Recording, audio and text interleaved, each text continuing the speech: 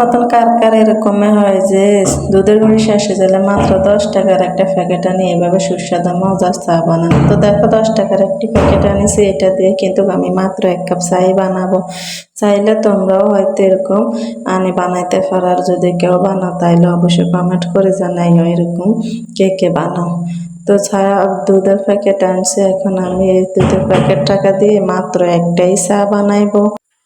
তো চাইলে তোমরাও পারো এরকম করে চা বানাইতে, অবশ্য হয়তো অনেকে বানাও আমার মতো, আবার অনেকে বানাও না। তো চা বানার জন্য দেখো আমি লিকার করে নিছি, চায়ের লিকার করে এখন চাটাকে কিন্তু আমি কাপে বানাবো না, বানাবো একটা বাটিতে। দেখো আমার ছোট্ট বাবুটাও কিন্তু একটু দুধের গুঁড়ি নিছে, নেওয়ার পরে দেখো লিকারগুলো আমি চায়ের ভিতরে ঢালে দিছি। মাশাল্লাহ কি সুন্দর কালার হয়েছে, চাগুলোর কি সুন্দর কিউট লাগতেছে, যেমন দেখতে রং তেমন দেখতে সুস্বাদু, যেমন কালার তেমনই সুস্বাদু খেতে।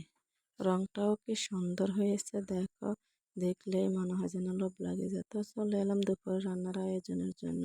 আজকে রান্না করা হবে মাত্র ঢেঁড়স ভাজি। অনেকে ঢেঁড়স রান্না পছন্দ করে, আবার অনেকে ভাজি পছন্দ করে। তো আমি কিন্তু দুটোটাই পছন্দ করি, ভাজি রান্নাও পছন্দ করি, আবার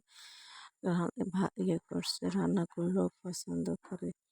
তো রান্নার ঢেঁড়সগুলোরে আমি পাশেই রয়েছে দেখো আমার রুমের কাঠটা কেমন হয়েছে। এটা কিন্তু অবশ্য আমার রুম না, আমাদের সামনের রুম। তো দেখো আমি ভেন্ডিগুলোরে কেটে নিয়েছি, এভাবে আমি কাটি ভাজি করার জন্য, কারণ একটু পাতলা পাতলা করে ভাজি কুটছি যাতে ভাজি করলে মজা হয়, নরম হয়ে যায়।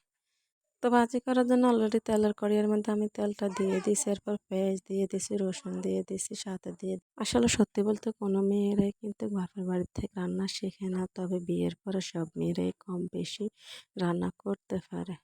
তখন তারা দেখতে দেখতে অবশ্যই তাদের আইডিয়া হয়ে যায় কিভাবে রান্না করতে হয়। তো পেঁয়াজগুলো লাল লাল করে ভেজে করে নিচ্ছি, তারপর দিয়ে দিচ্ছি সাথে হলুদের গুঁড়া দিয়েও আমি সাথে হলুদের গুঁড়া দিয়েও আমি তেলগুলো একটু লাড়িয়েছি। আমার ভিডিওগুলো কিন্তু কত বেশি ভালো না, তোমরা হয়তো অনেকে দেখবেও না, কিন্তু না দেখলেও আমার ভিডিওতে অবশ্যই একটা সাবস্ক্রাইব আর একটা লাইক দিয়ে দিও। তত কষ্ট করে ভিডিও বানাই, আর ভাই বোনেরা আমার ভিডিওটা কেউ দেখে না, কারণ আমার ভিডিওটার কোয়ালিটি ভালো না, তাই বলে আমার ভিডিওটা কেউ দেখে না।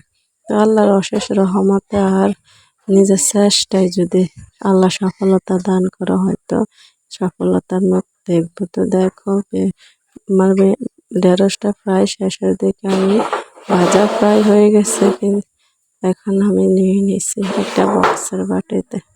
তো সবাইকে ধন্যবাদ, বিদায় নিচ্ছি, আসসালামু আলাইকুম।